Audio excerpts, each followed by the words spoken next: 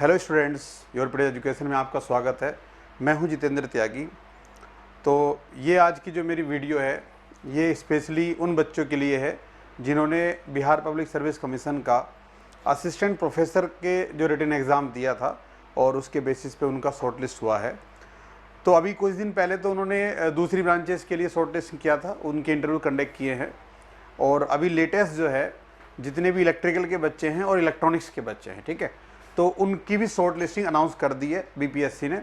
I hope कि आप सबने अपना रिजल्ट चेक कर लिया होगा। जिन्होंने अभी तक नहीं करा है तो प्लीज़ अपना रिजल्ट चेक कर लें। बीपीएससी ने इलेक्ट्रिकल और इलेक्ट्रॉनिक्स दोनों ब्रांच के असिस्टेंट प्रोफेसर की जो पोस्ट हैं उनके लिए शॉर्ट लिस्टिंग अनाउंस कर दी है। तो रिटन एग्ज़ाम आपका क्लियर हो चुका है। सबसे पहले तो ऐसे सभी बच्चों को यूरोपिड एजुकेशन की तरफ से और मेरी तरफ से बहुत बहुत शुभकामनाएं, ठीक है। Many congratulations to all of you. अब जो अगला स्टेप है, ठीक है, ये बहुत ही इंपॉर्टेंट स्टेप है आपका, वो है कि इंटरव्यू को अब कैसे क्लियर करना है। क्योंकि अब सिलेक्शन जो है आपका, जितने भी बच्चे शॉर्टलिस्ट हुए हैं, तो अगर हम इलेक्ट्रिकल में देखें तो लगभग 630 के आसपास तो इलेक्ट्रिकल में उन्होंने किए हैं, ठीक है, 630 के आसपास नंबर शॉर्टलिस्ट किए हैं। और इलेक्ट्रॉनिक्स एंड कम्युनिकेशन में 396 के आसपास बच्चे उन्होंने शॉर्टलिस्ट किए हैं। तो काफ़ी बड़ा नंबर है जिन बच्चों को उन्होंने शॉर्टलिस्ट किया है। तो ये सारे बच्चे इस सिचुएशन में तो लगभग इक्विवेलेंट ही है। अब इनके जो मार्क्स आए होंगे वो, और साथ में अब जो इंटरव्यू में इनकी परफॉर्मेंस रहेगी, तो उसके बेसिस पे फाइनली आपको जॉब मिलेगी, गवर्नमेंट जॉब, एक ड्रीम जॉब, आइडियल जॉब जिसको हर कोई करना चाहता है, ठीक है। एक अच्छी सैलरी है, अच्छा सोशल रेस्पेक्ट है और बहुत सारी चीज़ें, आपका इंटरेस्ट भी है टीचिंग में। तो ये सारे फैक्टर्स मतलब इस जॉब को अट्रैक्टिव बनाते हैं। अब क्या करना है आगे, देखो कि बहुत सारे जो बच्चे जो मैकेनिकल ब्रांच के थे, जैसे सिविल ब्रांच के थे, उनके हमने मॉक इंटरव्यूज़ कंडक्ट किए हैं। यूरोपिड एजुकेशन पे काफ़ी बच्चों ने एनरोल किया और उन्होंने इंटरव्यू अपना यहाँ पे इंटरव्यू की फैसिलिटी अवेल की। और उसमें बहुत सारे बच्चों से हमें फीडबैक मिला कि भाई किस तरीके से वहाँ पे सारी चीज़ें हो रही हैं। तो उसके बेसिस पे कुछ इंपॉर्टेंट पॉइंट्स हैं जो मैं बाकी बच्चों के साथ शेयर करना चाहता हूँ। देखो, आपका फाइनल सिलेक्शन किन किन फैक्टर्स पे डिपेंड करेगा, ठीक है। तो ये एक तो हमारा फैक्टर है सबसे पहला इंट्रोडक्शन, ठीक है। अब यूरोपिड एजुकेशन के किसी भी मॉड्यूल में अगर आप ज्वाइन करते हो जो इंटरव्यू से रिलेटेड मॉड्यूल है, ठीक है, जो स्पेशली अब हमने इसके लिए डिजाइन किया है बीपीएससी के लिए, असिस्टेंट प्रोफेसर इलेक्ट्रॉनिक्स और इलेक्ट्रिकल के लिए। तो जो प्रीवियस हमें इंफॉर्मेशन मिली है, बच्चों से फीडबैक मिलती है, उसके बेसिस पे कुछ सेगमेंट्स हमने अलग अलग बनाए हैं। तो जिसमें सबसे पहला है इंट्रोडक्शन। तो वहाँ पे कुछ बच्चों से इंट्रोडक्शन उन्होंने नहीं पूछा, ठीक है, सीधा उन्होंने क्वेश्चन पूछने स्टार्ट कर दिए, लेकिन कई बच्चों से इंट्रोडक्शन भी पूछा है। तो दोनों पॉसिबिलिटी है। अब आप किस ग्रुप में चले जाते हो, पैनल में चले जाते हो, वो आपकी किस्मत है। तो आपको अपनी तरफ से उसको रेडी करना ही पड़ेगा इंट्रोडक्शन। अगर वो डायरेक्टली इंट्रोडक्शन नहीं पूछते तो वो छोटे छोटे क्वेश्चंस की फॉर्म में पूछ लेते हैं उसको, ठीक है ना। जैसे कि फैमिली के बारे में बताओ अपनी, कहाँ से किए हो, एमटेक कहाँ से किए हो ये बताइए, ठीक है, बीटेक कहाँ से किए थे ये बताइए। इस तरीके से आपसे क्वेश्चन पूछ लेते हैं। तो वो इंट्रोडक्शन का ही पार्ट है। तो उसको कैसे प्रिपेयर करना है, उसमें कौन कौन से पॉइंट्स को आपको इंक्लूड करना है और किसको इंक्लूड नहीं करना है, जो फालतू का पॉइंट भी होता है ना, रिडंडेंट, तो वो भी आपको नहीं देना है, ठीक है।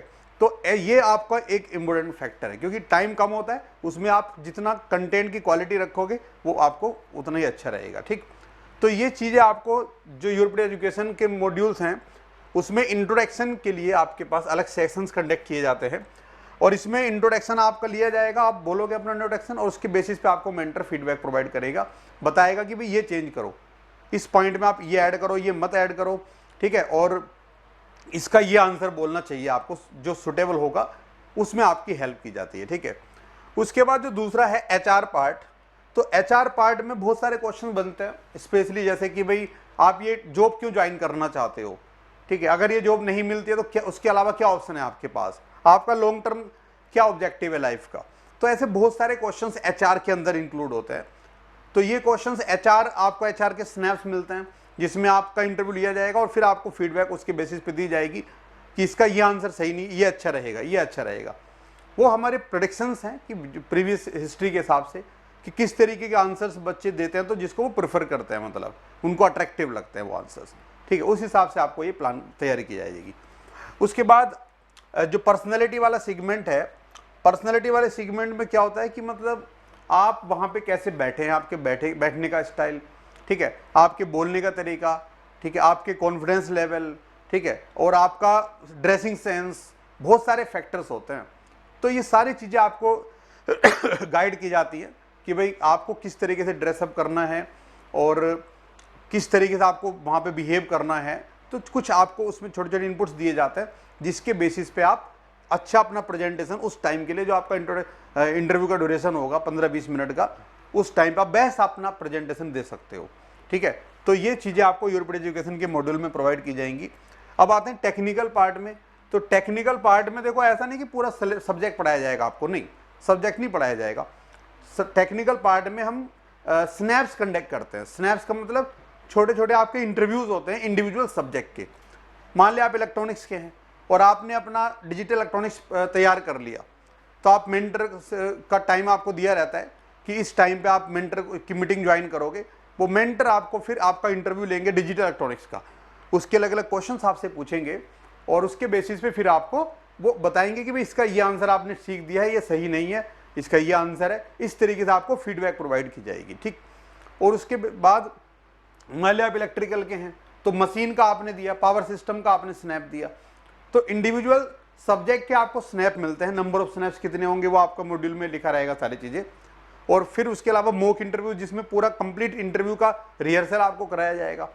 तो ये आपका टेक्निकल पार्ट इसमें कवर होगा। ठीक है, उसके अलावा टीचिंग स्किल्स, काफ़ी बच्चों के साथ ऐसा किया उन्होंने इंटरव्यूज़ में, जो पिछले इंटरव्यू कंडक्ट किए हैं, कि बच्चे को बोला भी सामने बोर्ड पे खड़े हो जाओ बोर्ड पे खड़े होके अब या तो उन्होंने कहा कि कोई भी अपना टॉपिक पढ़ा दो अपनी मर्जी का, या उन्होंने टॉपिक बता दिया कि भाई ये टॉपिक आप हमें पढ़ा के दिखाओ, या ये डेरिवेशन हमें करके दिखाओ, या इसका क्या आंसर होगा वो निकाल के दिखाओ, ठीक है, या ये थ्योरम लिख के दिखाओ। तो आपकी टीचिंग स्किल्स को चेक करते हैं। तो ये यूरोपियन एजुकेशन का जो मॉक इंटरव्यू होते हैं उसके अंदर का ये पार्ट है कि जिसमें आपका एक टीचिंग डेमो लिया जाता है। आप अपने घर पे एक छोटा सा बोर्ड रख सकते हो, अगर बोर्ड नहीं है तो दीवार पे ही आपको प्रैक्टिस करा दी जाएगी, ठीक है ना, कि जिससे आपको पता चल जाएगा आपको कैसे रेस्पॉन्ड करना है वाइल टीचिंग। ओके, तो ये आपका टीचिंग स्किल्स भी वहाँ पे इंपॉर्टेंट है। उसके अलावा आप देखो एमटेक प्रोजेक्ट, क्योंकि इसका मिनिमम एलिजिबिलिटी क्राइटेरिया ही एमटेक है इस जॉब का, ठीक है, असिस्टेंट प्रोफेसर की पोस्ट का। तो एमटेक का प्रोजेक्ट रियली इंपॉर्टेंट है आपके लिए।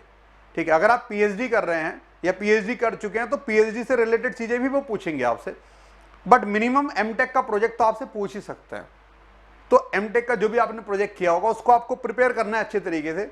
अब उसके बारे में भी आपके जो मेंटर्स होंगे इंटरव्यू में एमटेक के प्रोजेक्ट के ऊपर भी क्वेश्चन पूछ सकते हैं।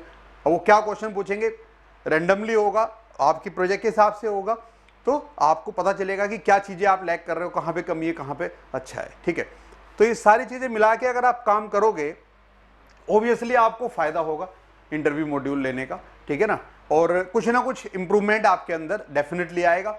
और अगर जरा सा भी इंप्रूवमेंट आने से आपका सिलेक्शन हो जाता है तो यही आपका मतलब ऑब्जेक्टिव होना चाहिए, और यूरोपियन एजुकेशन इसमें आपको पूरी हेल्प करेगा।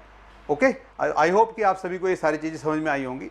तो जो भी बच्चे इलेक्ट्रॉनिक्स एंड कम्युनिकेशन या इलेक्ट्रिकल ब्रांच के हैं और जिनका नाम शॉर्ट लिस्टिंग में आ चुका है और जो चाहते हैं सीरियसली कि हाँ हम असिस्टेंट प्रोफेसर की जॉब हमें मिले, उनको तैयारी करना चाहिए सीरियसली, अपने आप तैयारी करें, या यूरोपियन एजुकेशन के जो मॉक इंटरव्यू फैसिलिटी है उसको आप ले सकते हैं। ओके, तो आपको एक नीचे नंबर यहाँ पे डिस्प्ले होता है स्क्रीन पे, उस नंबर पे कांटेक्ट कर सकते हो आप, और या फिर यूरोपियन एजुकेशन की जो वेबसाइट है europedia.in, वहाँ पे जाके भी आप विजिट कर सकते हो। डिफरेंट मॉड्यूल्स के बारे में आपको इन्फॉर्मेशन मिलेगी। ठीक है, और यूरोपियन एजुकेशन का जो यूट्यूब चैनल है जहाँ पे आप ये वीडियो देख रहे हो, वहाँ पे भी एक्सपीरियंसेस भी हम शेयर करते हैं बच्चों के, जो पीपीएससी का इंटरव्यू जैसे जिन्होंने दिया है, तो उनके कुछ एक्सपीरियंस भी आपको मिलते रहेंगे, तो आप देखते रहें videos. Okay, so I wish you all the best. सभी बच्चों को बहुत बहुत शुभकामनाएं और आप सभी का ड्रीम्स फुलफिल हो। Thank you.